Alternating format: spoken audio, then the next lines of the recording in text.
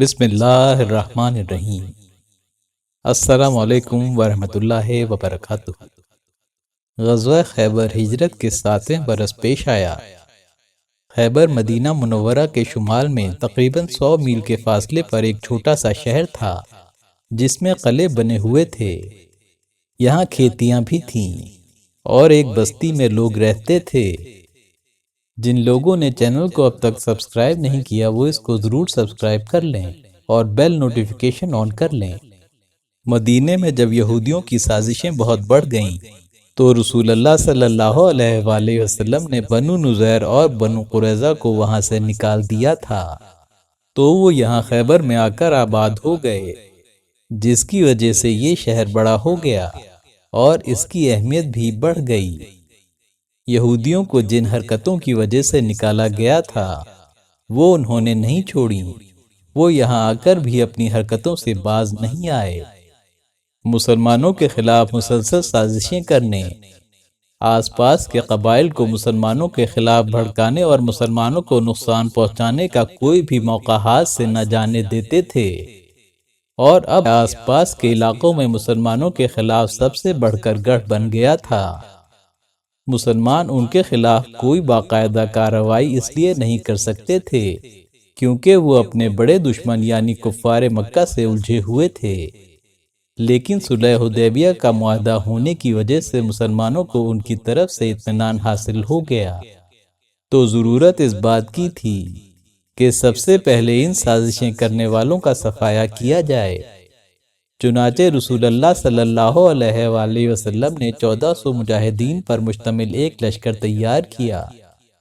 رسول اللہ صلی اللہ علیہ وآلہ وسلم نے مدینہ منورہ میں حضرت صبا بن عرفہ الغفاری کو اپنا نائب بنایا۔ بعض روایات میں ہے کہ حضرت نصیلہ بن عبداللہ اللیثی کو قائم مقام بنایا اور خیبر کی جانب روانہ ہوئے۔ رسول اللہ صلی اللہ علیہ وآلہ وسلم نے رات کے وقت خیبر کے قریب پہنچنے کے بعد حضرت خباب بن منذر کے مشورے سے ایک مقام پر پڑاؤ ڈالا۔ ابتدائی طور پر اسلامی لشکر کی کیفیت یہ تھی کہ فوج کے مختلف حصے کیے ہوئے تھے۔ ایک حصے کا علم حضرت ابوبکر صدیق رضی اللہ تعالیٰ عنہ کے پاس تھا۔ لشکر کے ایک حصے کا جھنڈا حضرت عمر فاروق رضی اللہ تعالیٰ عنہ کے پاس تھا۔ لشکر کے کچھ حصے کا علم حضرت خباب بن منذر رضی اللہ تعالیٰ عنہ اٹھائے ہوئے تھے اور ایک دستے کا علم حضرت سعد بن عبادہ رضی اللہ تعالیٰ عنہ کے ہاتھ میں تھا۔ خیبر میں یہودیوں کے بڑے بڑے مضبوط قلعے تھے جن کو فتح کرنا کوئی آسان بات نہ تھی۔ روایات میں آتا ہے کہ حضور سرور دو عالم صلی اللہ علیہ وآلہ وسلم کی آمد کی خبر سن کر یہود اپنے قلعوں میں گھس گئے اور اندر سے پتھر اور تیر برسانے لگے۔ حضور نبی کریم صلی اللہ علیہ وآلہ وسلم نے اسلامی لشکر کو قلعوں کے چاروں طرف اس طرح سے پھیلا دیا کہ ہر قلعے کا الگ الگ محاصرہ کر لیا گیا۔ اس طرح ایک قلعے کا دوسرے قلعے سے رابطہ ٹوٹ گیا۔ مسلمانوں نے بڑی بے جگری سے مقابلہ کیا اور قلعوں پر قبضے کرتے چلے گئے۔ خیبر کے قلعے حفاظتی نقطہ نظر سے 3 حصوں میں بٹے ہوئے تھے۔ ان میں سب سے پہلے نطاح کا علاقہ آتا تھا، اس میں 3 قلعے تھے۔ اس کے بعد شق کا علاقہ آتا تھا، اس میں 2 قلعے تھے۔ ان دونوں علاقوں پر مسلمانوں کا قبضہ ہو گیا تھا۔ اب تیسرا اور آخری حصہ رہ گیا تھا جو کتیبہ کے نام سے مشہور تھا۔ اس میں 3 قلعے القموس، الوتی اور السالم تھے۔ رسول اللہ صلی اللہ علیہ وآلہ وسلم نے 14 دن تک اس کا محاصرہ کیا۔ سب سے پہلے نائم قلعہ فتح ہوا جس میں حضرت محمد بن مسلمہ کے بھائی حضرت محمود بن مسلمہ انتہائی بے جگری سے مقابلہ کرتے ہوئے کنانہ بن ربیعہ کے ہاتھوں شہید ہوئے۔ اس کے بعد دوسرے قلعے بھی مسلمانوں نے آہستہ آہستہ فتح کر لیے، مگر خیبر کا قلعہ قموس جس میں مشہور یہودی سردار مرہب رہتا تھا کسی طرح فتح نہ ہوتا تھا۔ اسلامی لشکر بار بار اس قلعے پر تابڑتوڑ حملے کرتا، لیکن یہودیوں کی طرف سے زبردست مزاحمت ہوتی تھی۔ ایک رات حضور نبی کریم صلی اللہ علیہ وآلہ وسلم نے فرمایا، کل میں ایک ایسے شخص کو جھنڈا دوں گا جس کو اللہ اور اس کا رسول چاہتا ہے، اور جو اللہ اور اس کے رسول کو چاہتا ہے، اور اللہ تعالیٰ اس کے ہاتھ پر فتح عنایت فرمائے گا۔ حضرت سہیل بن سعد رضی اللہ تعالیٰ عنہ فرماتے ہیں، جس رات حضور نبی کریم صلی اللہ علیہ وآلہ وسلم نے یہ کلمہ زبان اطہر سے ادا فرمایا، تمام صحابہ کے درمیان جوش و خروش پیدا ہوا کہ دیکھیں کل ہم میں سے کس کو جھنڈا عطا ہوتا ہے۔ صبح ہوئی تو صحابہ کرام حضور نبی کریم صلی اللہ علیہ وآلہ وسلم کی خدمت میں حاضر ہوئے۔ ہر ایک کی خواہش تھی کہ جھنڈے کی سعادت اسے ملے۔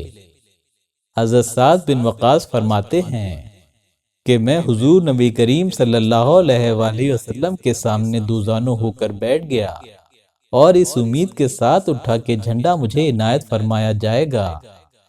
حضرت بریدہ بن خزیب سے روایت ہے کہ قریش کی ایک جماعت ایک دوسرے سے کہتی تھی کہ یہ تو طے شدہ بات ہے کہ حضرت علی رضی اللہ تعالیٰ عنہ اس مرتبے پر فائز نہ ہوں گے، کیونکہ وہ آنکھوں میں درد کی وجہ سے مدینہ منورہ میں ہیں اور درد کی شدت کے باعث اپنے پاؤں تک نہیں دیکھ سکتے۔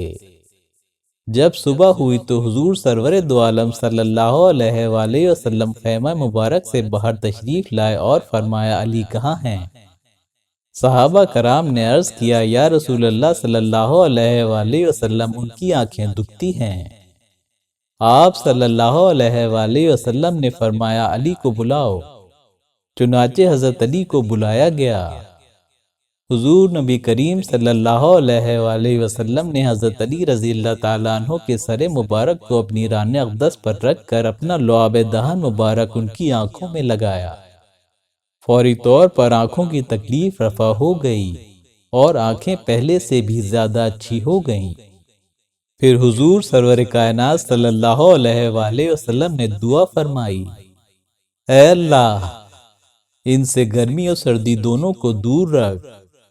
ابن ابی یعلا کا کہنا ہے کہ حضرت علی رضی اللہ تعالیٰ عنہ گرمی کے موسم میں روئی سے بھرا ہوا لباس پہنتے تھے اور ان کو گرمی نہیں لگتی تھی، اور سخت سردیوں میں باریک لباس پہنتے تھے اور انہیں اس سے کوئی نقصان نہ ہوتا تھا۔ کہا جاتا ہے کہ اس کے بعد پھر کبھی حضرت علی رضی اللہ تعالیٰ عنہ کو آنکھوں کی تکلیف پیش نہیں آئی۔ حضور سرور دو عالم صلی اللہ علیہ وآلہ وسلم نے حضرت علی رضی اللہ تعالیٰ عنہ کو جھنڈا مرحمت فرمایا اور اس وقت ان کو اپنی خاص زرہ بھی پہنائی اور ذوالفقار تلوار میان میں باندھ کر فرمایا، یہ جھنڈا لے کر جاؤ اور لڑو یہاں تک کہ اللہ تعالیٰ تمہیں فتح عطا کرے۔ انہوں نے عرض کیا، یا رسول اللہ صلی اللہ علیہ وآلہ وسلم، میں ان سے اس وقت تک لڑوں گا کہ وہ ہمارے جیسے ہو جائیں۔ آپ صلی اللہ علیہ وآلہ وسلم نے فرمایا، اطمینان سے جاؤ یہاں تک کہ ان کے میدان میں اترو، ان کو اسلام کی دعوت دو اور اسلام میں اللہ تعالیٰ کے جو حقوق واجب ہوتے ہیں ان سے آگاہ کرو۔ واللہ اگر تمہارے ذریعے اللہ تعالیٰ ایک آدمی کو بھی ہدایت دے دے تو یہ تمہارے لیے سرخ اونٹوں سے بہتر ہے۔ عرب میں سرخ اونٹوں کو بڑی دولت سمجھا جاتا تھا۔ اس کے بعد حضرت علی رضی اللہ تعالیٰ عنہ جھنڈا لے کر نکلے۔ تمام صحابہ کرام رضی اللہ تعالیٰ عنہم آپ کے ساتھ تھے۔ حضرت علی رضی اللہ تعالیٰ عنہ نے وہاں پہنچ کر قلعے کے نیچے پتھروں کے ایک ڈھیر پر جھنڈا گاڑ دیا۔ قلعے کی چوٹی سے ایک یہودی نے جھانک کر دیکھا اور پوچھا، تم کون ہو؟ جواب میں فرمایا، میں علی بن ابی طالب ہوں۔ یہ سن کر اس یہودی نے کہا، اس کتاب کی قسم جو موسیٰ علیہ السلام پر نازل کی گئی، تم ہم پر غالب ہو چکے ہو۔ پھر یہودی نے اپنی قوم سے مخاطب ہو کر کہا، توریت کی قسم تم اس شخص سے مغلوب ہوگے، یہ فتح کیے بغیر نہ لوٹے گا۔ ابھی یہ بات ہو ہی رہی تھی کہ قلعے سے مرہب کا بھائی حارث یہودی نکلا۔ اس کے ساتھ اس کی قوم کے کئی افراد تھے۔ انہوں نے قلعے سے باہر نکلتے ہی مسلمانوں پر حملہ کر دیا، جس سے کئی مسلمان شہید ہو گئے۔ حضرت علی رضی اللہ تعالیٰ عنہ فوری طور پر ادھر متوجہ ہوئے اور تلوار کے ایک ہی وار سے حارث یہودی کو جہنم واصل کر دیا۔ مرحب کو جب اپنے بھائی کے مارے جانے کی خبر ہوئی تو وہ انتہائی غیظ و غضب کے عالم میں یہودیوں کی ایک جماعت کے ساتھ یہ شعر پڑھتا ہوا قلعے سے باہر نکلا: خیبر مجھے جانتا ہے کہ میں مرحب ہوں، سطح پوش ہوں، بہادر ہوں، تجربے کار ہوں، جبکہ لڑائی کی آگ بھڑکتی ہے۔ مرحب یہ شعر پڑھتا ہوا میدان جنگ میں آیا اور اس قدر جرأت و دلیری کا اظہار کیا کہ مسلمان اس کو دیکھتے رہ گئے اور کوئی بھی اس کے مقابلے کے لیے آگے نہ بڑھا۔ حضرت علی رضی اللہ تعالیٰ عنہ ایک لمحہ ضائع کیے بغیر مرحب کے متکبرانہ شعر کا جواب دیتے ہوئے اس کی طرف بڑھے۔ آپ رضی اللہ تعالیٰ عنہ یہ شعر پڑھ رہے تھے: میں وہ ہوں جس کا نام میری ماں نے حیدر رکھا، جھاڑی کے شیر کی طرح مہیب اور ڈراؤنا، میں دشمن کو نہایت تیزی سے قتل کر دیتا ہوں۔ کہا جاتا ہے کہ مرحب نے خواب میں دیکھا تھا کہ اس کو ایک شیر موت کے گھاٹ اتار رہا ہے۔ جب حضرت علی رضی اللہ تعالیٰ عنہ نے شعر کا پہلا مصرع جو آپ کو شعر کا نام رکھنے پر مبنی تھا پڑھا تو اسے اپنے خواب کی تعبیر معلوم ہو گئی۔ اس کے باوجود اس نے جرأت کا مظاہرہ کرتے ہوئے حضرت علی رضی اللہ تعالیٰ عنہ پر تلوار کا وار کرنا چاہا، مگر حضرت علی رضی اللہ تعالیٰ عنہ نے اس کو اس کا موقع ہی نہ دیا اور اس کے سر پر نہایت سرعت کے ساتھ اپنی تلوار کا وار کیا۔ ایک ہی وار کارگر ثابت ہوا اور مرحب کی لاش زمین پر پڑی تھی۔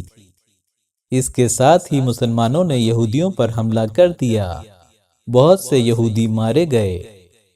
حضرت علی رضی اللہ تعالیٰ عنہ کی تلوار سے یہودیوں کے 7 سردار اور بہادر جہنم واصل ہوئے۔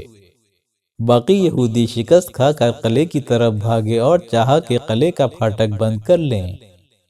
اس کے بعد قوت حیدری نے حیرت انگیز شجاعت کا مظاہرہ کرتے ہوئے ایک ہاتھ سے ہی قلعے کے دروازے کو اکھاڑ ڈالا اور دوران جنگ ایک ہاتھ میں تلوار اور ایک ہاتھ میں دروازہ تھامے ہوئے تھے اور بے مثال بہادری کا مظاہرہ کیا۔ روایات میں آتا ہے کہ اس دروازے کو 40 آدمی ہمت کر کے اٹھا سکتے تھے۔ بعض روایات میں آتا ہے حضرت علی رضی اللہ تعالیٰ عنہ فرماتے ہیں کہ اللہ کی قسم اس دروازے کو میں نے اپنی جسمانی قوت سے نہیں بلکہ ایمانی قوت کے ساتھ اکھاڑا۔ معرکہ جاری تھا اور موت سروں پر منڈلا رہی تھی۔ حضرت علی رضی اللہ تعالیٰ عنہ شوق شہادت میں آگے بڑھے اور میدان کارزار میں اپنی جان کی بازی لگاتے ہوئے بغیر کسی تردد کے لڑنے لگے، یہاں تک کہ آپ نے بہت سے یہودیوں کو ٹھکانے لگا دیا۔ قریب تھا کہ قلعہ فتح ہو جائے۔ اچانک قلعے کے پہرے داروں کا ایک گروہ نکلا۔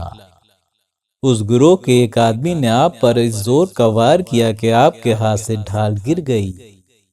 یہ دیکھ کر حضرت علی رضی اللہ تعالیٰ عنہ نے پکار کر کہا: اس ذات کی قسم جس کے قبضے میں میری جان ہے، یا تو میں بھی شہادت کا وہی مزہ چکھوں گا جو حضرت حمزہ نے چکھا تھا، یا پھر اللہ تعالیٰ ضرور میرے لیے اس کو کھول دے گا۔ چنانچہ آپ رضی اللہ تعالیٰ عنہ شیر کی طرح قلعے کے دروازے کی طرف جلدی سے دوڑے اور اس دروازے کو ایک ہاتھ سے اکھاڑ دیا اور اس کو ڈھال کی طرح اپنے بچاؤ کا ذریعہ بنایا۔ جب تک لڑتے رہے وہ دروازہ آپ کے ہاتھ میں رہا، یہاں تک کہ اللہ تعالیٰ نے آپ کے ہاتھ پر اس قلعے کو فتح فرمایا تو پھر آپ نے اس دروازے کو پھینک دیا۔ رسول اللہ صلی اللہ علیہ وآلہ وسلم کے غلام ابو رافع فرماتے ہیں کہ حضرت علی بن ابی طالب رضی اللہ تعالیٰ عنہ کا لشکر اس بات کا گواہ ہے کہ میں نے اپنے ساتھ ساتھیوں سمیت یہ کوشش کی کہ اس دروازے کو جسے حضرت علی رضی اللہ تعالیٰ عنہ نے اٹھا رکھا تھا زمین سے اٹھائیں یا دروازے کو الٹا دیں، مگر ہم نہ اٹھا سکے۔ اس طرح اسلامی فوج قلعے میں داخل ہو گئی۔ اسلامی فوج نے جب خیبر کے تمام دروازوں کو فتح کر لیا تو تمام قلعوں والے امان دیے جانے کی فریاد کرنے لگے۔ چنانچہ حضرت علی رضی اللہ تعالیٰ عنہ نے فوراً حضور سرور کائنات صلی اللہ علیہ وآلہ وسلم سے اجازت طلب فرمائی حضور نبی کریم صلی اللہ علیہ وآلہ وسلم کی اجازت سے اہل خیبر کو امان دے دی گئی، اور یہ شرط رکھی گئی کہ ہر آدمی اونٹ پر کھانا لاد کر لے جائے اور ان شہروں سے باہر نکل جائیں۔ نقدی اسلحہ اور تمام سامان مسلمانوں کے پاس چھوڑ جائیں اور کسی چیز کو چھپا کر نہ رکھیں، اور اگر کوئی ایسا سامان ظاہر ہو جائے جو انہوں نے بتایا نہ ہوگا تو پھر امان بھی ان کے عہد و پیمان کی مانند ختم ہو جائے گی۔ ایک روایت میں آتا ہے کہ حضرت علی رضی اللہ تعالیٰ عنہ جب فتح کی خبر لے کر حضور نبی کریم صلی اللہ علیہ وآلہ وسلم کی خدمت اقدس میں پہنچے تو حضور نبی کریم صلی اللہ علیہ وآلہ وسلم نے آپ کو آغوش مبارک میں لیا اور دونوں آنکھوں کے درمیان بوسہ دیا اور ارشاد فرمایا، تمہاری کوشش اور بہادرانہ کردار کی خبر مجھے پہنچی، بے شک اللہ تعالیٰ تجھ سے راضی ہے اور میں بھی تجھ سے راضی ہوں۔ ویڈیو پسند آئی ہو تو لائک اور شیئر ضرور کیجیے، چینل کو سبسکرائب کیجیے اور کمنٹ باکس میں اپنی قیمتی رائے کا اظہار کیجیے۔ اللہ حافظ۔